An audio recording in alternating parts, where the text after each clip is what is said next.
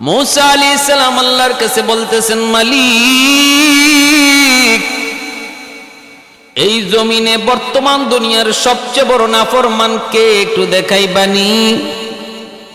আল্লাহ বলতেছেন, মূসা তিন রাস্তার মুখে যায় দাঁড়াও। দাঁড়াইলেন, দেখেন একটা মানুষ কুলের মধ্যে বাচ্চা নিয়া জঙ্গলের দিকে পাহাড়ের দিকে রওনা দেয়। দেখেই চলে আসলেন, চিনে ফেললেন এই লোকটা হলো বর্তমান জমানার সবচেয়ে বড় নাফরমান। বিকাল বেলা আল্লাহর পয়গম্বর জানতে চান, মালিক, নাফরমান তো দেখলাম, দুনিয়ার সবচেয়ে বড় ওলি কে, একটু দেখাইবানি? আল্লাহ বলেন, যেখানে সকালে দাঁড়াইছো ওই জায়গায় যে দাঁড়াও। বিকাল বেলা তিনি ওখানে যেয়ে দাঁড়ালেন, দেখেন পাহাড় থেকে ওই লোকটাই আবার বাচ্চা কোলে নিয়ে ফিরতেছে। মূসা নবী কয়, মালিক, কিছুই তো বুঝি নাই, সকালবেলা যেই মানুষটা ছিল সবচেয়ে বড় নাফরমান, সবচেয়ে বড় গুনাহগার, বিকাল বেলা কেমন করে সে সবচেয়ে বড় ওলি হয়ে গেল? আল্লাহ, আমি তো কিছুই বুঝলাম না, তোমার কুদরত বোঝা বড় দায়, বোঝা বড় মুশকিল। আল্লাহ, কি হয়েছে একটু বলবানি? এবার আল্লাহ বলতেছেন, মূসা, তাহলে শোনো, আমার বান্দা বাচ্চারে কোলে নিয়ে জঙ্গলের দিকে রওনা দিছে তওবার নিয়তে, তওবার নিয়তে। বসতি সাইরা, মানুষের এলাকা সাইরা, নির্জন নির্জন জঙ্গলে পাহাড়ের দিকে রওনা দেয়। ছোট্ট বাচ্চারা বাবার কোলে ডাক দেয়া কয়, আব্বু, এত বড় বিশাল পাহাড়, এর চেয়ে বড় কিছু আছে নাকি? আব্বু, এর চেয়ে বড় কিছু আছে নাকি? বাবা কয়, এর চেয়ে বড় হলো আসমান। আব্বু, এর চেয়ে বড় কিছু আছে নাকি? বলে আছে। বাবা, এর চেয়ে বড় হলো তোমার বাবার গুনাহ, তোমার বাবার গুনাহ। সন্তান এইবার কয়, আব্বু, তোমার গুনাহ বুঝি এত বড়, তোমার গুনাহ বুঝি এত বড়, গুনার চেয়েও বড় কিছু আছে নাকি? তখনই বাবা কান্না শুরু করে দিছে। কান্না শুরু করে কয়, বাজান রে, তোমার বাবার গুনাহ যত বড় হোক না কেন, এই গুনার চেয়েও আমার আল্লাহর রহমত আরো বড়, আরো বড়। আমি আল্লাহর কাছে আল্লাহর রহমতের আশা করে হাত দুইটা উপরে উঠে কাঁদবো, আর তুমি আমিন আমিন বলবা। ও মূসা, আমার বান্দা যখন গুনার কথা স্বীকার করে আমি আল্লাহর কাছে কান্না শুরু করে দেয়, কুলের শিশুটা তখন বাবার চোখের পানি দেখা হাউমাউ করে কান্দে, আর বাবার সাথে আমিন আমিন কয়। তার বাচ্চাটা আমিন কইতে দেরি হয়েছে, আমি আল্লাহ তার নাম গুনাহগারের খাতা থেকে কাইটা জগতের শুধু ওলি না, সমস্ত ওলিদের সরদার বানাইতে দেরি করি নাই। मैं तालिब मौला हूँ मेरे इश्क निराला, मैं तालिब मौला हूँ मेरे इश्क निराला, है जुमला जहाँ जिनकी तजल्ली से उजाला, है जुमला जहाँ जिनके तजल्ली से उजाला। मा दर्द जहाँ गैर खुदा यार नदारम, जुज़ याद खुदा ही चे दिगर कार नदारम, जुज़ याद खुदा ही चे दिगर कार नदारम। ভাইরা, আমার জন্য বলতেছিলাম, আই হিজাবে কিবরিয়া তো ক্যা না কর সিকতা, আমার আল্লাহ কি না করতে পারে, কি না করতে পারে। আবু আব্দুল্লাহ আন্দলুসি এত বড় বুজুর্গ, এত বড় ওলি, একটা কথা শুধু খ্রিস্টান সুন্দরী যুবতী মেয়েটারে দেইকা বলছে, এত সুন্দরী মেয়েটা জাহান্নামে জ্বলবে। আল্লাহ পাকের কাছে কতটা নারাজ, আল্লাহর কাছে কথাটা খারাপ লাগলো, মালিক নারাজ হয়ে গেলেন। আল্লাহ বলতেছে, না রে আবু আব্দুল্লাহ, কথাটা তুমি ভালো বলো নাই, কারণ জান্নাত জাহান্নামের মালিক আমি আল্লাহ, আমি তারে জাহান্নামে দিব না, তারে জান্নাতি বানাবো, সেটা আমি আল্লাহ জানি, তুমি তো জানো না। কেন তুমি এমন কথা বললে? এজন্যই তার উপর ইমানি পরীক্ষা শুরু হয়ে গেল। আবু আব্দুল্লাহ আন্দলুসি কিছু দূর গেলেন, যাওয়া মাত্রই দেখা গেল হঠাৎ করে চেঞ্জ হয়ে গেলেন। সমস্ত মুরিদানকে ডাক দিয়ে বলতেছেন, যাও তোমরা যার যার মতো করে বাড়ি চলে যাও, তোমাদের সাথে আমার কোনো সম্পর্ক নাই, আমি তোমাদেরকে চিনি না, তোমরা আমার পাশ থেকে সরে যাও। মুরিদান কলিবারা কই, হুজুর আপনি কোন কি? বলে, হো যা বলেছি করো, তাড়াতাড়ি করে সরো, তোমাদেরকে আমি চিনি না, আমার সাথে তোমাদের কোনো সম্পর্ক নাই, কোনো সম্পর্ক নাই। আবু আব্দুল্লাহ আন্দুলুসি তিনি পরবর্তীতে তিনি বলেছেন আমি তখন টের পেয়েছিলাম আমার ভিতর থেকে একটা পাখি, সবুজ রঙের একটা পাখি আমার ভিতর থেকে উড়া দিয়া চলে গেছে। কি গিয়েছে? কই ইমানটা উড়া দিয়া পাখির সুরতে চলে গেছে, ইমানটা পর্যন্ত চলে গেছে। এজন্য তিনি আর কিছু নাই, তিনি কাউকে চিনেন না, মারিফতি তার জানা নাই। কোরআনের হাফেজ ছিলেন, হিফজ ভুলে গেছেন, হাদিসের হাফেজ ছিলেন, হাদিস ভুলে গেছেন, সব কিছু ভুলে গেছেন, অন্তরের মধ্যে আর কিছুই তখন নাই। মুরিদানরা তিনি বলতেছে, হুজুর কই যাইমু? কই বাড়ি চলে যাও, আন্দুলুস চলে যাও। সবাই আন্দুলুস চলে আসলো। আর এইদিকে তিনি ওই মেয়েটার, সুন্দরী মেয়েটার প্রেমে পড়ে গেলেন, খ্রিস্টান সুন্দরী যুবতী মেয়েটার প্রেমে পড়ে গেলেন। তার পথ ধরে ধরে তার পিছনে নিয়ে নিয়ে তার বাড়ি পর্যন্ত পৌঁছে গেলেন। পৌঁছে তার বাপ মার কাছে তিনি বলতেছেন, আমি আপনাদের মেয়েকে বড় পছন্দ করি, আমি তার আশিক, আমি তার প্রেমিক, আমি তাকে চাই, আপনারা তাড়াতাড়ি করে তারে জিজ্ঞেস করেন সে কি বলে। বাপ মা কয়, তাহলে একটু জিজ্ঞেস করে নেই। মেয়েটারে ডাক দিয়া বলতেছে, মানে তোমার একজন প্রেমিক এসেছে পাগল হইয়া, তোমাকে চায়। ওই খ্রিস্টান সুন্দরী যুবতী মেয়েটা এসে বলতেছে, তুমি যদি আমার আশিক হয়ে থাকো, পাগল হয়ে থাকো, তাহলে কয়েকটা শর্ত আমার মানতে হবে। 1 নম্বর শর্ত হলো তোমার দাড়ি ফালায়া দিতে হবে। নাউজুবিল্লাহি মিন যালিক। ইনি এটাতেও রাজি হয়ে গেছেন, কোনো অসুবিধা নাই। সাথে সাথে দাড়িটা ফালাইতে রাজি, দাড়ি ফালাইয়া দিলেন। তারপরে বলতেছে, আর কি শর্ত বলো? 2 নম্বর শর্ত হলো তোমাকে মদ খাওয়া লাগবে, মদ। কয় ঠিক আছে, অসুবিধা নাই। তিনি মদও খাইলেন। আর কি মানতে হবে? 3 নম্বর হলো আমাকে যদি পাইতে হয় 10 বছর টাইম লাগবে, 10 বছর। এই 10 বছর তুমি আমার সুর চড়াইবা, এই সুরগুলি তুমি চড়াইবা পাহাড়ের মধ্যে। তিনি এই 10 বছর মেয়াদ, 10 বছর পরে তিনি পাইবেন। এই দিকে রাখালি করেন, আর সুন্দরী মেয়েটা গির্জায় আসা যাওয়া করে। তিনি ওই পাহাড় থেকে এই সুন্দরীকে শুধু এক নজর দেখেন, এতেই তার মনে শান্তি জাগে। ভাইরা বন্ধুরা, কত বড় ইমানি পরীক্ষা চলে আসলো, আল্লাহ কি করতে না পারে। এই দিকে মুরিদান সবাই যখন দেশে গেল, আন্দোলন গেল, মানুষেরা হুজুর কই? হুজুরের কথা কই না, হুজুর হারায় ফেলছি, হুজুর তো চেঞ্জ হয়ে গেছে, হুজুর তো আমাদেরকে চিনেন না, আমাদেরকে বিদায় করে দিছেন। ও ভাইরা বন্ধুরা, এইদিকে দেখা যায় সবাই কান্নাকাটি শুরু করে দিল। কই তাড়াতাড়ি করে চলো আমরা পীর সাহেবের কাছে যাই, আমাদের পীর সাহেবের কাছে যাই।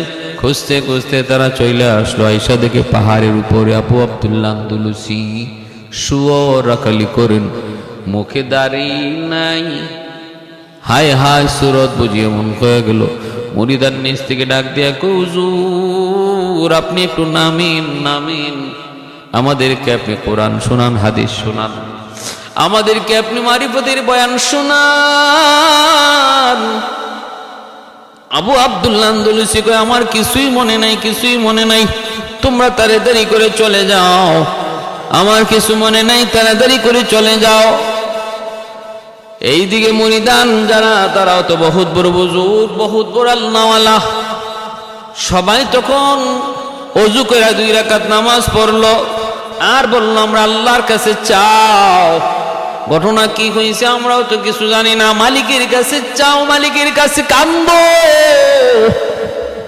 পাহাড়ের নিচে মুরিদান 2 রাকাত নামাজ পড়ে এমন কান্না শুরু করেছে মালিকের দরবারে,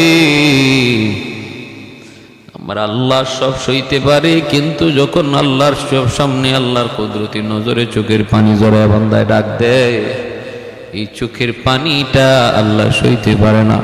গুনাহগার যত বড় গুনাহগার হোক না কেন রে বান্দা, যদি চোখের পানিটা জড়ায় তুমি আল্লাহরে আল্লাহ কয়ে ডাক দিতে পারো, একবার যদি আল্লাহকে গল্লা কয়ে ডাক দিতে পারো, 70 বছরের গুনাহগার মূর্তির সামনে বসে বসে শুধু ইয়া সনামু ইয়া সনামু ইয়া সনামু করছে, একদিন জবান দিয়া কয়া সমাদু, সাথে সাথে আল্লাহ জবাব দিয়া দিছে। এজন্য চোখের পানি জিরো থেকে হিরো বানায় দেয়। লাইসা শাইউন আহাব্বু ইলাল্লাহি মিন কাতরাতাইন, কাতরাতু দুমুইন মিন খাশিয়াতিল্লাহ ওয়া কাতরাতু দামিন ইউহরাকু ফি সাবিলিল্লাহ। আল্লাহর নবী বলেন, দুইটা ফুটা আল্লাহর কাছে বড় দামি, বড় দামি। একটা ফুটা হলো রক্তের ফুটা, যেটা আল্লাহর রাস্তায় জিহাদ করে মুজাহিদের রক্তের ফুটা। আরেকটা ফুটা হলো চোখের পানির ফুটা, চোখের পানির ফুটা। এটা আল্লাহর কাছে বড় দামি, বড় দামি। এর যুবক ও আল্লাহর বান্দি ও আল্লাহর বান্দা, বিপদে পড়েছো, হতাশ না, নিরাশ না, কারো কাছে যাওয়া লাগবে না। সমস্যায় পড়ে গেছো, কারো কাছে যাওয়া লাগবে না, তদবিরও করা লাগবে না। গভীর রাতে ওইটা চোখের পানিটা যায় নামাজে ফালাইতে পারো কিনা দেখো। গভীর রাতে ওইটা চোখের পানিটা ঝরাইতে পারো কিনা দেখো। কারণ শেষ রাত আল্লাহ পাকের খাস দরবার খুলে যায়, আমার আল্লাহর খাস দরবার খুলে যায়।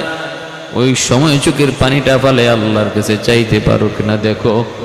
এমন কোন সমস্যা নাই যা আল্লাহ পাক সমাধান করতে পারে না। আবু আব্দুল্লাহ আন্দুলুসির অবস্থা দেখে মুরিদান কান্না শুরু করে দিল, চোখের পানি ঝরে একদম বন্যা করে ফেলতেছে। আল্লাহ পাক রব্বুল আলামিনের দয়ার সাগরে ঢেউ খেলে উঠল। রব্বুল আলামিন সাথে সাথে মুরিদানদের কথায় আল্লাহ খুশি হইয়া তাদের চোখের পানির দিকে তাকাইয়া আল্লাহ পাক রব্বুল আলামিন পেশাবের অন্তরের মধ্যে আবার আল্লাহ পাক ইমানের নূর আল্লাহ আবার দান করলেন। যেই মাত্র ইমানের নূরটা তার অন্তরের ভিতরে ঢুকলো, সাথে সাথে তিনি দ্রুত বেগে নিচে নেমে আসলেন। আয়েশা বলতেছেন, বাবারা তাড়াতাড়ি করে আমারে তোমরা তওবা করাও।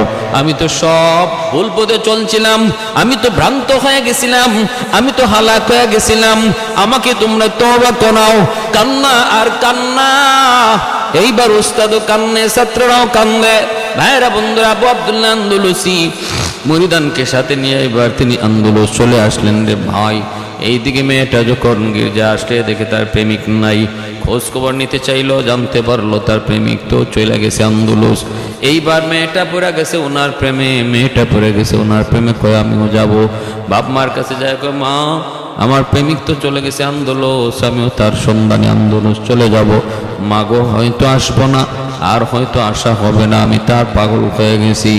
এইবার মেয়েটা, যুবতী মেয়েটা, সে আন্দোলন চলে আসলো। খানকার ভিতরে ঢুকতে চায়, কেউ তারে ঢুকতে দেয় না। মানুষজনকে বয় আমারে ঢুকতে দাও, মানুষজন কেউ ঢুকতে দেয় না। কয় পিসাবের কাছে তুমি কেমন করে যাবে? কোন নারী যাওয়ার কোনো অনুমতি নাই। আল্লাহর ওলির কাছে সংবাদ পাঠানো হলো। আল্লাহর ওলি বলেন, যা বলো আমার দেখা করার টাইম নাই, আমি পারবো না, তারে আমি চিনি না, যা বলো। এটা ছিল আমার ভ্রান্ত জীবনের একটা ঘটনা, এটা আমার জীবনের অ্যাক্সিডেন্ট, আমি সেই অ্যাক্সিডেন্টের কথা আর ইয়াদ রাখতে চাই না। ওই সুন্দরী নারী খবর পাঠিয়ে দিল, যে বলো আমি কালেমা পড়ে মুসলমান হয়েছি, আর যতক্ষণ পর্যন্ত আমি উনাকে না পাবো আমি খানকা ছেড়ে আর কোথাও যাব না। ভাইরা বন্ধুরা, দেখেন আল্লাহ কি না করতে পারে, আল্লাহ কি না করতে পারে। মুহূর্তের ভিতরে কে ছিল, মুহূর্তের ভিতরে কে কার পাগল ছিল, এখন কে কার পাগল হয়ে গেল। আগে কে কার পাগল ছিল, এখন কে কার পাগল হয়ে গেল। করছেন কে? বলে আল্লাহ। আল্লাহ পাক রব্বুল আলামিন অন্তরের মালিক। এজন্য বলি আল্লাহর গোলাম, আল্লাহর বান্দি নিরাশ হইরা যত বড় গুনাহগার হই না কেন, আমি যদি বলি হায় রে আমি বহুত বড় গুনাহগার, মনে হয় আল্লাহ আমাকে মাফ করবে না। এ ভাইরা, করাচির হযরত হাকিম আক্তার সাহেব রাহিমাহুল্লাহ তিনি বলেন, একটা মানুষ সারা জীবন যত গুনাহ করছে এর চেয়েও, সারা জীবনের সমস্ত গুনার চেয়েও এই কথাটা এর চেয়ে আরো বড় গুনাহ, আল্লাহ আমাকে মনে হয় মাফ করবে না, যত বড় গুনাহগার আমি। এই কথাটা কোয়া আল্লাহর সাথে বেয়াদবি। কারণ একজন, আমার গুনাহ যত বেশি হোক না কেন, আমার গুনাহ যত বেশি হোক না কেন, সাগরের পানি, নদীর পানি, শহরের সমস্ত ময়লা নদীতে পড়ে, এক ঢেউয়ে সব ময়লা পাক বানায় দেয়। আল্লাহ রহমতের দরিয়া এর চেয়ে হাজার গুণ বড়, হাজার গুণ বড়। তাম পৃথিবীর সমস্ত মানুষের গুনাহ যদি রহমতের সাগরে পড়ে, আল্লাহর রহমতের একটা ঢেউ বাড়ি দিয়া সবগুলা নাপাকরে পাক বানায় দিবে। কারণ আল্লাহর রহমতের সাগর আর দরিয়া হাজার হাজার গুণ বড়। দুনিয়ার তুচ্ছ থেকে ছোট্ট, ছোট্ট থেকে ছোট্ট একটা নদী যদি এতটা ক্ষমতা রাখে, আল্লাহর রহমতের সাগরে কতটা শক্তি আর কতটা ক্ষমতা রয়েছে। শরাব পান করার জন্য যাইতেছেন এই বিশির হাফি রহমতুল্লাহ, হঠাৎ করে দেখতে পেলেন রাস্তার মধ্যে একটা কাগজ। কাগজটা তিনি উঠে দেখেন, কাগজে বিসমিল্লাহির রহমানির রহিম লেখা। বিসমিল্লাহির রহমানির রহিম এই নামটা, এই বিসমিল্লাহটা লেখা। সাথে সাথে বিশির হাফি করেছেন কি, কাগজটারে মুইসা পরিষ্কার কইরা যত্ন কইরা নিরাপদ জায়গার মধ্যে রেখে দিলেন, যাতে মানুষের কোনো পা না লাগে, কাগজের যেন কোনো বেইজ্জতি না হয়, এজন্য তিনি নিরাপদ জায়গায় রেখে দিলেন। এতটুকুই শুধু করছেন, এতটুকুই শুধু করছেন, চলে গেলেন শরাবখানায়, যায় শরাব পান করে বিভোর। ওই জমানার ওলিকে আল্লাহ পাক অন্তরের ভিতরে ইলহাম করে দেয়, তাড়াতাড়ি করে যাও শরাবখানায় যায়, দেখো আমার একজন ওলি যার নাম বিশির হাফি, তার ওখান থেকে উঠে আনো। দেখবা সে শরাব খায় একদম বিভোর হয়ে রইছে, পাগল হয়ে রইছে, মাতাল হয়ে রইছে। তার যা ডাক দেয়া বলে, আজ থেকে তার ঠিকানা ওই শরাবখানা নয়, আজ থেকে তার নাম গুনাহগারের তালিকা নয়, ওলির তালিকায়। শুধু ওলি নয়, ওলিদের সরদার আল্লাহর তৎকালীন ওলি জিজ্ঞেস করুন, মালিক কেমন করে, কিভাবে শরাবপুর কেমন করে ওলি হয়? আল্লাহ পাক রব্বুল আলামিন কয়, বিসমিল্লাহির রহমানির রহিম, আমি আল্লাহর ইসমে আজমের নাম, আমি আল্লাহর ইসমে আজম আল্লাহ। আবার ওই আল্লাহ নামের সাথে আমার দুইটা রহমান আর রহিম, আমার যতগুলি সিফাতি নাম রয়েছে এর মধ্যে অত্যন্ত পাওয়ারফুল দুইটা নাম, রহমান আর রহিম। রহমান আল্লাহ পাকের এত বড় দয়া আর মায়ার গুণ, যেই গুণের দ্বারা আল্লাহ দুনিয়াতে সমস্ত মানুষকেও আল্লাহ পাক খাওয়ায়, ইমানদাররাও খাওয়ায়, বেঈমানরাও খাওয়ায়। রহমান নামের গুণে আল্লাহ পাক ইমানদাররাও খাওয়ায়, বেঈমানরাও খাওয়ায়। রহমান নামের গুণে আল্লাহ মুসলমানরা খাওয়ায়, কাফিররাও খাওয়ায়। রহমান নামের গুণে আল্লাহ পাক মুসলমানরা খাওয়ায়, খ্রিস্টানরাও খাওয়ায়। রহমান নামের গুণে আল্লাহ পাক রব্বুল আলামিন আল্লাহ তার বন্ধুরাও খাওয়ায়, দুশমনরাও খাওয়ায়।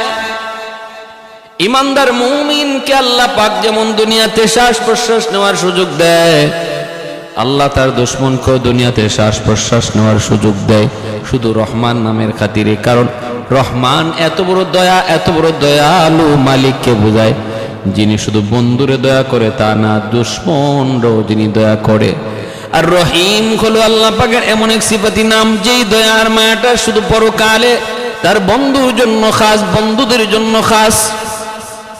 রহিম নামের গুণে আল্লাহ পাক পরকালের ময়দানে মুমিনকে আল্লাহ জান্নাত দেয়, আর রহিম নামের কারণেই আল্লাহ বেঈমানরে জাহান্নামে দেয়, বেঈমানরে জাহান্নামে দেয়, দুশমনরা আল্লাহ জাহান্নামের আগুনে জ্বালায়।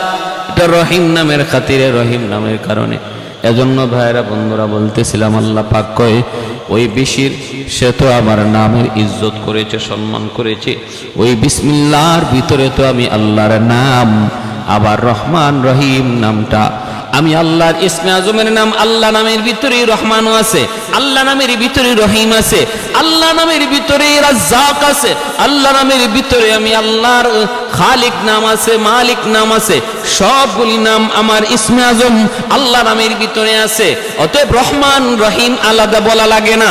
তারপর আমি আল্লাহ রহমান আর রহিম নাম বিসমিল্লাহর ভিতরে আলাদাভাবে উল্লেখ করলাম, শুধু এতটুকু বোঝানোর জন্য বান্দা কখনো তুমি নিরাশ হইও না, কখনো তুমি নিরাশ হইও না। যত বড় গুনাহগার হও না কেন, আমি আল্লাহর গুসার চেয়ে আমার রহমত প্রাধান্য পায়, আমি আল্লাহর গুসার চেয়ে আমার রহম প্রাধান্য পায়। আমার গুসা পিছনে থাকে, আমার রহমতের দয়ার সামনে থাকে। সুবহানাল্লাহ। আমার রহমতের দয়ার সামনে থাকে, গুসা পিছনে থাকে। গুসা কখনো আমার রহম আর মায়ার আগে যাইতে পারে না। সাবাকাত রাহমাতি আলা গাদাবি। আল্লাহ পাক রব্বুল আলামিন হাদিসে কুদসিতে আল্লাহ বলেন, আমার রহমত গজবের উপরে সর্বদা প্রাধান্য পায়। ভাইরা বন্ধুরা, এজন্যই তো যেই পরিমাণ গুনাহ জমিনে মানুষ করে, আল্লাহ পাকের গজব প্রতিটা মুহূর্তে গজব আসে মানুষকে ধ্বংস করার জন্য। গুনাহ গজবটাই না আনে, গুনাহ গজবটাই না আনে, কিন্তু যখনই গজব আসতে চায় তখনই রহমত গজব আর বান্দার মাঝখানে চলে আয়। রহমত গজব আর বান্দার মাঝখানে চলে আয়, আর গজব পায় না। ভাইরা বন্ধুরা, নতুবা যেই হারে গুনাহ হয় এই হারে কিন্তু গজব আসে না। মাঝে মাঝে আল্লাহ পাক কিছু আযাব গজব দেয়, নতুবা যেই পরিমাণ গুনাহ হয় এই পরিমাণে গজব আসে না। আসার কথা আসে না কেন? আল্লাহর রহমত আগে বেড়ে যায়, আল্লাহর রহমত আগে বেড়ে যায়। ভাইরা বন্ধুরা, জন্য বিশির হাফিকে যে বলো, আল্লাহর ওলি ডাক দিয়ে কয়, রে বিশির আয়, আজ থেকে আর ওই সরবখানায় তোমার ঠিকানা নয়। আজ থেকে তোমার পরিচয় গুনাহগার নয়, তোমার পরিচয় হলো ওলি। শুধু ওলি নয়, দুনিয়ার সকল ওলিদের ওলি। কেমনে হলো? কয় শুধু আল্লাহ নামের আল্লাহর কালামের একখান আয়াতের ইজ্জত সম্মান করার খাতিরে, আল্লাহ পাকের ইসমে আজমের জাতি নাম, আল্লাহর সিফাতি নাম, এর প্রতি সম্মান ইজ্জত দেখানোর খাতিরে এইগুলারে তুমি আল্লাহ নামে পাক করছো। আল্লাহ তোমার পুরো কল্পটারে পাক বানায় দিছে, পাক বানায় দিছে। আল্লাহ নামটা আল্লাহ নামটারে তুমি পরিষ্কার করছো, আল্লাহ তোমার দেহটারে পরিষ্কার বানায় দিছে। क्या ना कर सकता है, क्या ना कर सकता है। হে আল্লাহর বান্দা, কিসের উপরে তুমি নিরাশ হয়ে বসে রইছো? কিসের উপরে নিরাশ হয়ে বসে রইছো? জুনাইদ বাগদাদি 3 নম্বর আল্লাহর একজন ওলি। জুনাইদ বাগদাদি রহমতুল্লাহি আলাইহি বহুত বড় কুস্তিগীর। বাগদাদে এত বড় কুস্তিগীর আর কেউ নাই, ওনার সাথে কেউ পারে না, এত বড় কুস্তিগীর। অসংখ্য অগণিত পুরস্কার বা জুনাইদ ঘরের ভিতরে জমা করেছে। 1 নম্বর পুরস্কার, কেউ ওনার সামনে কুস্তিতে টিকতে পারে না। চতুর্দিকে ওনার কুস্তির সুনাম, উনি বহুত বড় পাহলওয়ান। এই হলো জুনাইদ বাগদাদির প্রথম জীবনের পরিচয়। প্রথম জীবনের পরিচয় হলো তিনি বহুত বড় কুস্তিগীর। আল্লাহর ওলি কি জিনিস উনি জানেও না, বুঝেও না। ওলায়েত কাকে বলে জানে না। কেমনে তিনি এত বড় ওলি হলেন? ভাইরা বন্ধুরা, রাজ দরবারে একবার আয়োজন করা হলো কুস্তির। ওই আয়োজনের মধ্যে অনেক জায়গা থেকে অনেকজন আসলো। রাষ্ট্রীয় পুরস্কার দেওয়া হবে যে জিতবে, স্বর্ণ পদক দেওয়া হবে যে জিতবে। জুনাইদ বাগদাদির সাথে কে লড়বে? কেউ তো সাহস করে না। একজন করে আয়, হেরে যায়। জুনাইদ বাগদাদির সাথে কেউ টিকতে পারে না। এক পর্যায়ে জুনাইদ বাগদাদি তিনি ওই স্বর্ণ পদকটা নিয়ে যাবেন। ওই মুহূর্তে একজন ভিক্ষুক, দুর্বল অসহায় একজন মানুষ ডাক দেয়া কই, জাহাপনা আমাকে একটু সুযোগ দেন, আমি জুনাইদ বাগদাদির সাথে লড়াই করব, আমি তার সাথে কুস্তি করব, আমি তার সাথে একটু খেলবো। মানুষজন সব হাঁ করে রইল, অবাক হয়ে গেল সবাই। বাদশা বলতেছে, একটু বুঝে শুনে বলো, যদি তুমি মারা যাও আমরা কিন্তু দায়ী না। তোমার শরীর কাঁপতেছে, তোমার চোখের সামনেই কত বড় বড় পাহলওয়ান জুনাইদ বাগদাদির কাছে পানি খেয়ে চলে গেল, আর তুমি কিনা তার সাথে যুদ্ধ করবা, তুমি কিনা তার সাথে কুস্তি করবা, তুমি কিনা তার সাথে লড়বা। কেমন করে বলতেছো, হুঁশ আসেনি? ওই বৃদ্ধ মানুষটা তখন বলতেছে, যা নাও, 100 হুঁশ আছে, আমাকে একটু সুযোগ দেওয়া লাগবে, কারণ আপনার আইন এই কথা বলে না যে কোনো বৃদ্ধ মানুষ এই প্রতিযোগিতায় আসতে পারবে না, এমন কথা কিন্তু নাই। বলে হক কথা ঠিক ওপেন রাখা হয়েছে, সবার জন্য আম করে দেওয়া হয়েছে।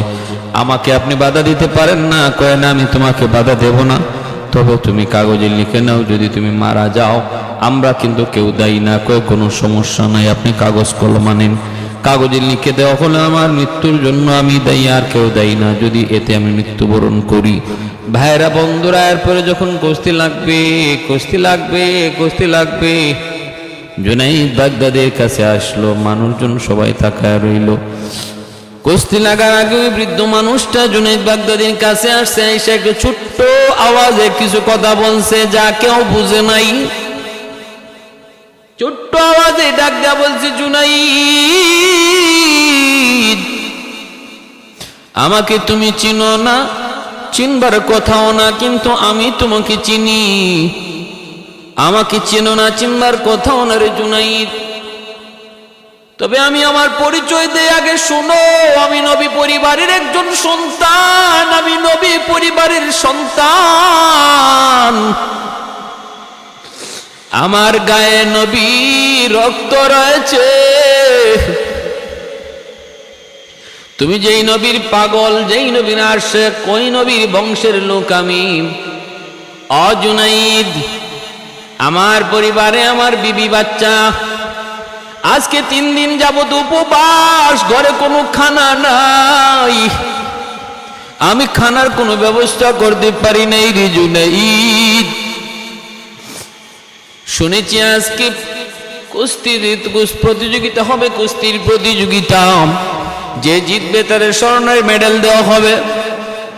আজ যদি আমি কুস্তিতে জিতে যাই তাহলে স্বর্ণ পদকটা আমি পেয়ে যাব, আর আমার করে খাওয়ানোর ব্যবস্থা হবে।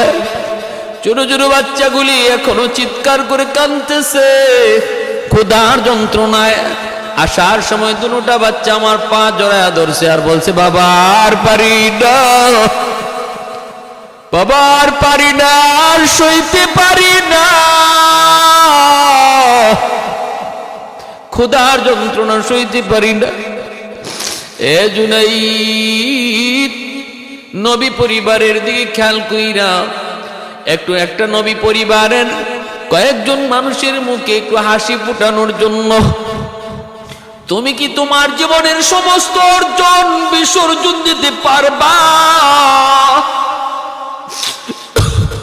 নবীর খাতিরে তুমি কি পারবারে জুনাইদ? তোমার জীবনের অর্জন, তোমার জীবনের গৌরব, তোমার জীবনের কামাই সবকিছু আজকে কি তুমি কুরবানি দিতে পারবা নবীর জন্য?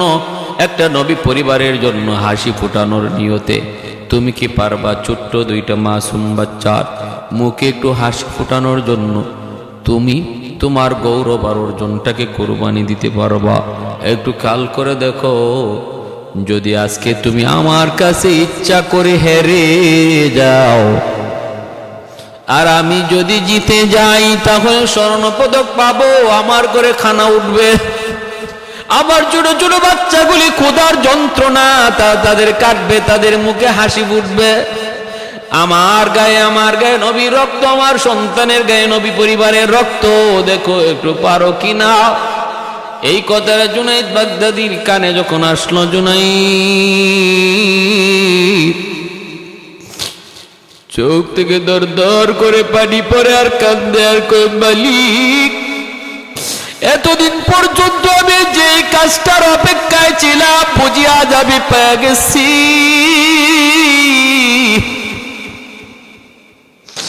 এতদিন পর্যন্ত আমি দিলের ভিতরে যা আশা করে রাখছিলাম বুঝি আমার আশা পূরণ হতে যায় গো মালিক, আমার আশা বুঝি পূরণ হতে যায়। জুনাইদ চোখের পানিটা মুছে আর বলতেছে, তুমি কোনো টেনশন করো না, যেভাবে চাইছো এইভাবেই হবে, তুমি যেভাবে চাইছো এইভাবেই হবে।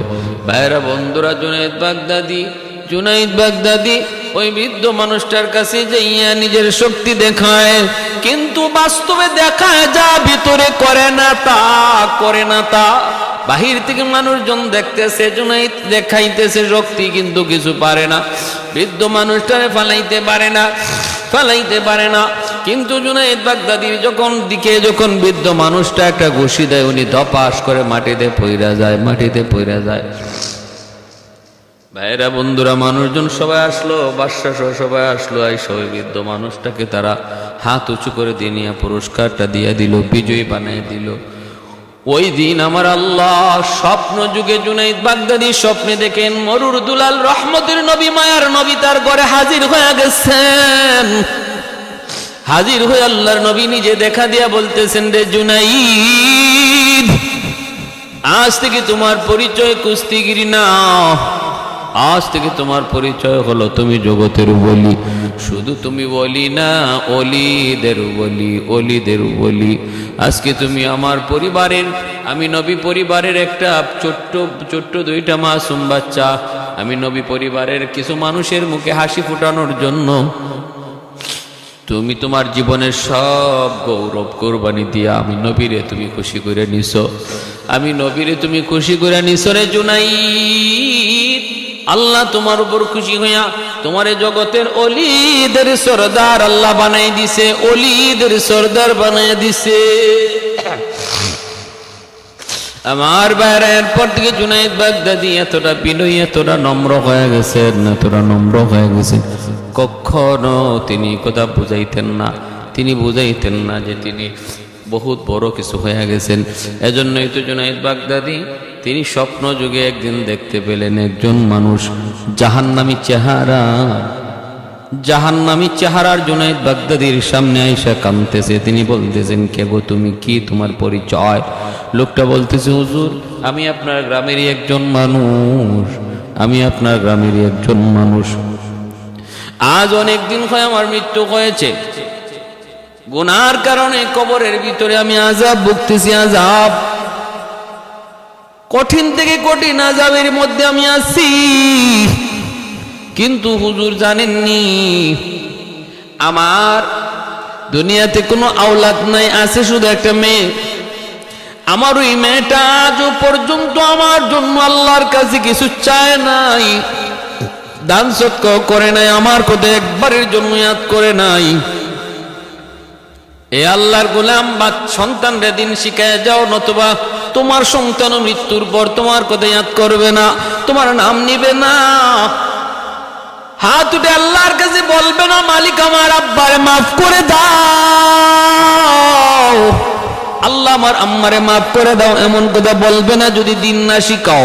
যদি তুমি তারে কোরআন না শিখাও, কলেজে পড়াও, কিন্তু শিশুকালে তারে মাদ্রাসায় পড়াও, ডাক্তার বানাও, কিন্তু শিশুকালে মাদ্রাসায় পড়াও। রে আল্লাহর গোলাম, 5টা বছর নুরানি মাদ্রাসায় পড়ায় নেও, তাহলে ছেলেটা কলেজে গেল, ডাক্তার হলে, ইঞ্জিনিয়ার হলেও সে নামাজি হবে, দিনদার হবে।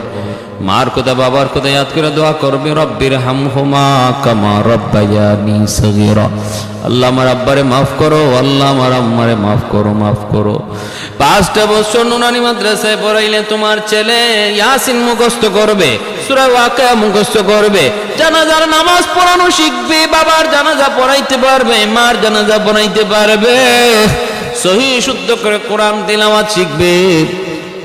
এ বাপ মার জিম্মাদারি আদায় করবে। আর যদি শিশুকালে তারে দিন না শিখাও, যত বড় ডাক্তার হোক, যত বড় ইঞ্জিনিয়ার হোক, বাপ মার জন্য ইয়াদ করবে না, বাপ মার কথা ইয়াদ করবে না, বরং ঝামেলা মনে করে বৃদ্ধাশ্রমে দিয়ে দিবে।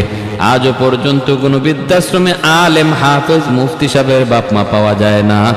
পাওয়া গেলে গেছে বড় বড় ইঞ্জিনিয়ার, বড় বড় ডাক্তার, বড় বড় প্রফেসরের বাপ মা। মানলে মানেন, না মানলে নাই, খোঁজ নিয়ে দেখেন। এক মা তো সন্তানের কাছে চিঠি লিখছিল বৃদ্ধাশ্রমে বইয়া, বাবা আমার জীবনের পরিণতির জন্য আমি নিজে দায়ী, তোমারে আমি মাদ্রাসায় পড়াই নাই, তোমারে মাদ্রাসায় পড়াই নাই, এজন্য আমি নিজেই দায়ী আজ আমার এই পরিণতির জন্য। যদি মাদ্রাসায় পড়াইতাম, আলেম হইতা, তাহলে আমি মাকে আজ বৃদ্ধাশ্রমে থাকতে হতো না। কারণ হলো আমি আজ 3 মাস 6 মাস হয়ে যায় বৃদ্ধাশ্রমে। আমি ডাক্তারের বাপ মা দেখেছি, এই বৃদ্ধাশ্রমে ইঞ্জিনিয়ারের বাপ মা দেখেছি, এই বৃদ্ধাশ্রমে শিল্পপতির বাপ মা দেখেছি, কিন্তু আমি কোনো আলেমের বাপ মাকে বৃদ্ধাশ্রমে দেখি নাই। এজন্য বাবা, আমার পরিণতির জন্য আমি দায়ী। তোমাকে একটা উপদেশ দেই, তুমিও যেন আমার মতোই পরিণতি ভোগ করতে না হয়। তোমার সন্তানটারে অন্তত মাদ্রাসায় পড়ায়ো, তোমার সন্তানটারে অন্তত হাফেজে কোরআন বানায়ো, তোমার সন্তানটারে অন্তত কোরআন শেখায়ো। যদি না করে আমাদের মতো ভুল করো, তাহলে লিখে রাখো কপালে, তাই লিখে রাখো আমাদের যা হচ্ছে তোমার ঠিকানাও শেষ বয়সে বৃদ্ধাশ্রম হবে। প্যারে হাজির, এজন্য বলি জুনাইদ বাগদাদি স্বপ্নে দেখতেছেন লোকটা কান্দে আর বলতেছে, হুজুর আমার একটা মেয়ে আছে, আমার এই মেয়েটা আজও পর্যন্ত আমার জন্য আল্লাহর কাছে কোনো দোয়া করে নেই। যদি একটু আপনি তারে বলতেন, আমার আল্লাহ জানাইছেন সে যদি আমার জন্য দোয়া করে, আল্লাহ পাক আমার কবরের আযাব মাফ করে দিবে। কারণ বাপ মার জন্য সন্তানের দোয়া যেমন কবুল, সন্তানের জন্য বাপ মার দোয়া তেমন কবুল। মনে রাখবেন, মা বাবা যদি সন্তানের জন্য দোয়া করে কবুল, সন্তানও যদি বাপ মার জন্য দোয়া করে এই দোয়াও আল্লাহর কাছে কবুল। এজন্য সন্তান জানাজার নামাজ পড়াবে, এটা আল্লাহর কাছে আগে কবুল হবে। সন্তান বাপ মার জন্য দোয়া করবে, আল্লাহর কাছে আগে কবুল হবে। আর আলেম ওলামা আইনা বাপ মার জন্য দোয়া করাই বা করাও ভালো কথা, কিন্তু মনে রাখো নিজের দোয়া আল্লাহর কাছে আগে কবুল হয়। আল্লাহ আমার আব্বারে মাফ করো, আল্লাহ আমার আব্বারে মাফ করো, আমার আব্বারে সুস্থ করে দাও, খতমে শিফা পড়াইবা। কিন্তু আজকে বড় দুঃখ, অনেক সন্তান আছে এমন আলেম ওলামা আইনা বাপ মার জন্য খতমে শিফা পড়ায়, কিন্তু নিজে বয় না, নিজে দোয়া পড়ে না, নিজে দোয়া শরীক হইতে চায় না। টাকা দিয়েই মনে করে বাপ মার জন্য দোয়া করায় নিতেছে। যত টাকাই দাও, যত পয়সাই দাও, অন্য মানুষ তোমার মার জন্য বাবার জন্য চোখের পানি জড়ায় কাঁদবে না রে যুবক। তুমি যদি মার জন্য হাত উঠাও, বাবার জন্য হাত উঠাও, এখানে টাকা পয়সা লাগে না, দিল থেকে তোমার কান্না বের হয়ে আসবে, যেই কান্নাটা আমার আল্লাহ পর্যন্ত পৌঁছে যাবে।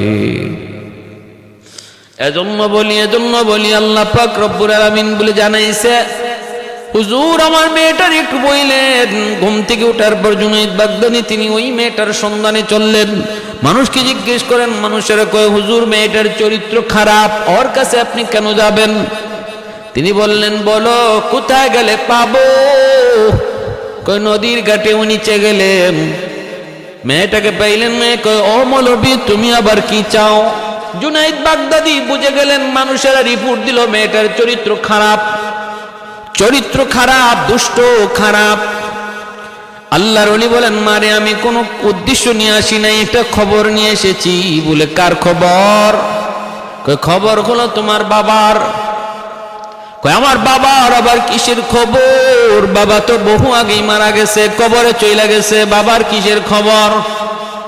আল্লাহর ওলি বলতেছে, তোমার ওই মৃত বাবার খবর স্বপ্ন যুগে আমি আজ দেখেছি। কবরের মধ্যে সে ভীষণ আযাবে আছে রে মা। আল্লাহ নাকি জানাইছে, তুমি তার জন্য যদি কোনো সদকা করো, দান করো, অথবা তার জন্য হাত ধরে আল্লাহর কাছে কান্দো, আল্লাহ তার কবরে আযাব মাফ করে দিবে। এই সংবাদটা আমার কাছে দিয়েছে, আমি যেন তোমারে বুঝায় কই, তোমারে যেন সংবাদটা পৌঁছায় দেই। মারি বাবারে বাঁচানোর জন্য একটু আল্লাহর কাছে হাত উঠাও, আল্লাহর কাছে হাত উঠাও, একটু কান্না করো। গুনাহ করতে করতে মেয়েটার দিল শক্ত হয়েছে, দিল শক্ত হয়ে গেছে। এজন্য মৃত বাবার খবর শোনার পরেও দিল নরম হয় না। নবী বলেন, গুনাহ করতে করতে মানুষের দিল দাগ পরে পরে শক্ত হয়ে যায়, পাথরের মতো শক্ত হয়ে যায়। তখন আর চোখ দিয়ে পানি আসে না। জান্নাতের কথা, জাহান্নামের কথা, বাপ মার কথা, মৃত মানুষের কথা, নবীর কথা শোনার পরও কিছু মানুষ দেখবেন হাঁ করে তাকায় রইছে, শুনতেছে, কিন্তু অন্তরে নরম হয় না, চোখ দিয়া পানি আসে না। আলামতটা বেশি ভালো না রে ভাই, আলামতটা ভালো না। এই সমস্ত দিল, কঠিন দিলগুলা নরম করার জন্য আল্লাহ জাহান্নামে আগুন বানায় রাখছে। যে আগুনের ভিতরে ফালানোর পর জান্নাত জাহান্নামের সবগুলি দরজা জানান আল্লাহ বন্ধ করে দিবে। ডেগের ভিতরে দেখবেন গোশত দেওয়ার পর ডেগের ডেকচি, ডেগের ঢাকনা লাগায় দেয় কেন? তাড়াতাড়ি সিদ্ধ হওয়ার জন্য, সিদ্ধ হওয়ার জন্য, সিদ্ধ হওয়ার জন্য। এর জন্য বলি যুবক, চোখটারে, দিলটারে নরম করো, চোখ দিয়ে পানি আনার ব্যবস্থা করো, নতুবা নসিব বড় খারাপ, নসিব বড় খারাপ। চোখ দিয়ে যদি পানি না আসে, আনার ব্যবস্থা করো। যাদের চোখে পানি আয় তাদের কাছে যাও। শেষ সাইতে মার কথা ইয়াদ করে, বাবার কথা ইয়াদ করে একটু কান্না করার চেষ্টা করো, আপ্রাণ চেষ্টা করো। আল্লাহওয়ালাদের সোহবতে যাও। যারা আল্লাহর ভয়ে কান্দে তাদের কাছে যাও, তাদের সোহবতে যাও। নতুবা দিল নরম হবে না, চোখ দিয়ে পানি আসবে না। পানি না আসা বহুত বড় খারাপ আলামত, বহুত বড় খারাপ আলামত। এটা আলামত হলো দিল শক্ত হয়ে গেছে, পাথরের মতো রক্ত, গুনার কারণে, গুনার কারণে। এজন্য বলি ভাইরা, মেয়েটা তো দিল শক্ত হয়ে গেছে, বাবার কথা শোনার পরও, বাবার কথা শোনার পরও তার দিল নরম হয় না। মেয়েটা তখন ডাক দিয়া বলতেছে, হুজুর নেন, আমি এক বষ্টি পানি দিলাম আপনারে, আমার বাপের রুহের মাগফিরাতের জন্য, আমার বাপের মাগফিরাতের জন্য এক মুষ্টি পানি দিলাম। ঢিল মারলো আল্লাহর ওলির দিকে ঠাট্টা করে, মজাক কইরা। কারণ যারা গুনাহগার, যারা পাপিষ্ট, যারা ফাসিক, তারা আলেম ওলামার কদর কি বুঝবে? তাদের দিল শক্ত হয়ে গেছে গুনার কারণে। ওরা আলেমের কদর কি বুঝবে? আল্লাহওয়ালাদের কদর কি বুঝবে? আল্লাহওয়ালাদের কদর কি বুঝবে? আলেমের সাথে কেমন ব্যবহার করতে হবে এটাও কেমন করে বুঝবে? দিল যাদের শক্ত, গুনার কারণে আলেমের কদর ওরা বুঝে না, আলেমের কদর করতে জানেও না, কথাবার্তা কেমনে কইতে হবে তাও বুঝে না। এটা ফাসিক ফুজ্জারের আলামত, ফাসিক ফুজ্জারের আলামত। জুনাইদ বাগদাদির দিকে ঢিল মারছে, আল্লাহর ওলির সাথে সাথে একটু সরে গেলেন, পানিটা ওনার গায়ে লাগে নাই, পানিটা পড়ছে মাটিতে, বড় কষ্ট পাইলেন, দিলের ভিতরে বড় কষ্ট। হায়রে সন্তান বুঝি এমনও হয়, যেই সন্তানের কারণে মা দিনকে রাত বানাইলো, বাবা রাতকে দিন বানাইলো। কত রাত বাবা না ঘুমায় কাটাইলো, কত ঈদে বাবা নিজের কাপড় না কেড়ে সন্তানকে কিনে দিল, সন্তানের আশা পূরণের জন্য, সন্তানের চাহিদা পূরণের জন্য কত বৃষ্টিতে ভিজলো, কত রোদে পুরলো। ওই বাবা আজকে বিপদের সন্তান একটু কেয়ার করে না। এমন বুঝি সন্তান হয়, এমন বুঝি সন্তান হয়। চলে গেলেন কষ্ট পাইয়া, তিনি রাতের বেলা ঘুমাইলেন, দেখেন জান্নাতি চেহারার একজন মানুষ ওনার সামনে এসে হাজির হয়ে গেছে। আল্লাহর ওলি জুনাইদ বাগদাদি বলেন, কে গো, কি তোমার পরিচয়? লোকটা কয়, হুজুর আপনি আমাকে চিনেন নাই, আমি গতকালকে ওই লোক, যেই লোক আপনার কাছে এসেছিলাম। হুজুর বলতেছে, কি ব্যাপার, গতকাল গেছিলা তুমি জাহান্নামে, আজকে তোমার চেহারা জান্নাতি চেহারা, এত সুন্দর, এত আলো, ঘটনা কি? কেন? তোমার মেয়ে তো তোমার জন্য কোনো উপকার করে নাই।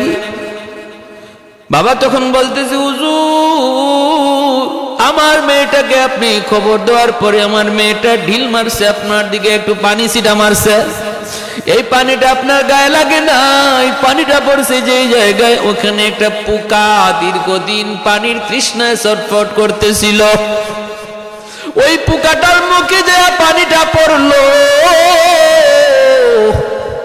পানিটা খাইয়া পোকার তৃষ্ণা নিবারণ হলো, জান বাঁচলো। পোকাটা আল্লাহর কাছে দোয়া করছে, মালিক যার উসিলায় পানি পাই আমার জান বাঁচলো, তুমি তারে মাফ কইরো। ওই পোকার দোয়ার উসিলায় আল্লাহ আমার কবরের আযাব মাফ করে দিছে। আহাদুন লাইসা কামিসলি সামাদুন লাইসা কাফাদলি লিমানিল মুলকু তুগু ইতু সাজাওয়ার খুদাই তো খুদাওয়ান্দে আমি नी तो खुदावंद यसारी तो खुदावंद जमी नी तो खुदावंद समाई तू रहीमी तू करीमी तू समीई तू बसीरी तू मुइद्दी तू मुदिल्ली तू मलिकिल अर्श बजाई বরি আজ হুরুদন ও খুফতন বরি আজ তহমতে মরদন বরি আজ বিমি দি বরি আজ রঞ্জবালাই সুহান। তাহলে একটা পুকার দোয়ার উসিলায় আল্লাহ বাবার কবর আযাব মাফ করে দিছে। জুনায়েদ বাগদাদি এই কথা শুনছেন, আল্লাহ স্বপ্ন যুগে তার এই ঘটনা দেখাইছেন। আমার ভাইয়েরা বন্ধুরা, তাহলে এবার বুঝুন ও জুনায়েদ বাগদাদি যে এত বড় ওলি হইলেন, এত বড় বুজুর্গ হইলেন, হ্যাঁ, আল্লাহ পাক তার প্রথম জীবনে কি ছিল, প্রথম জীবন ছিল কি, আর শেষ জীবনে করলেন কি, ক্যা না কর শিখতা হয় আই হিজাবে কিবরিয়া। এজন্য বলতেছি আমাদের নিরাশ হওয়ার কোনো সুযোগ নাই। আমরা হাইরে আমার বুঝি বাঁচার কোনো উপায় নাই, আমার বুঝি আল্লাহর ওলি হওয়ার কোনো পথ নাই, আমি আবার ওলি হইব যে গুনাহ করছি, যে অপরাধ করছি, না ভাই, এই ধরনের চিন্তা ভাবনা। হাকিম আখতার সাহেব রহমতুল্লাহ আলী তিনি বলেন, সারা জীবনের গুনাহ যদি এক পাল্লায় রাখা হয় আর হের এই কথাটা যদি এক পাল্লায় রাখা হয়, এই কথার গুনার পাল্লাটা ভারী হয়ে যাবে। কারণ এটা আল্লাহ পাক রব্বুল আলামিনের, আল্লাহ পাকের উপরে তার ভ্রান্ত গুমান, আল্লাহ পাকের ধারণা, আল্লাহর উপর তার ধারণাটা ভ্রান্ত, আল্লাহর উপর ধারণাটা ভুল, আল্লাহর উপরে তার চিন্তা চেতনা ভুল। এই কারণে আল্লাহ তার উপরে এতটা নারাজ হয়ে যায়। ভাইয়েরা বন্ধুরা, যে পরিমাণে গুনাই করি না কেন, এখনো সময় আছে তওবা করার, এখনো সময় আছে আল্লাহর ওলি হওয়ার। তওবা করা মাত্রই লোকটা জিরো থেকে হিরো হয়ে যায়। চোখে এক ফোঁটা পানি ফেলানো মাত্রই একটা মানুষ জিরো থেকে হিরো হয়ে যায়। আল্লাহ মুহূর্তের ভিতরে তার পিছনে সব গুনাহ খাতাকে মুছে তার আমল নামায় কোনো গুনার চিহ্ন পর্যন্ত না রেখে আল্লাহ তার ওলির খাতায় নাম লিখে দেয়। আত্তাইবু মিনাজ যামবি কামান লা যামবা লা। নবী বলেন, এমন ভাবে আল্লাহ তওবা কবুল করে যেন সে গুনাহ করেই নাই, যুবক, হাতে ধরে বলি, পায়ে ধরে বলি, যুবক, এখনো টাইম আছে। অনেক অন্যায় হয়ে গেছে জীবনে, অনেক অন্যায় হয়ে গেছে, এখনো সময় আছে, ফিরে আসো, এখনো সময় আছে, ফিরে আসো। উলামায়ে কেরামের সোহবতে আসো, ওলি আল্লাহদের কাছে যাও, ওলি আল্লাহদের সোহবতে যাও, তাদের পাশে যাও। যৌবন কালটাই হলো আল্লাহর ওলি হওয়ার বয়স, যৌবন কালটাই হলো আল্লাহর ওলি হওয়ার বয়স। যত আল্লাহর ওলি হয়েছেন সবাই যৌবনে আল্লাহর ওলি হয়েছেন। এই যৌবন কালটা যারা আল্লাহর ভয়ের সাথে কাটাইতে পারে, এই যৌবন কালে সে আল্লাহর ওলির খাতায় তার নাম লেখা হয়। প্যারে হাজিরিন,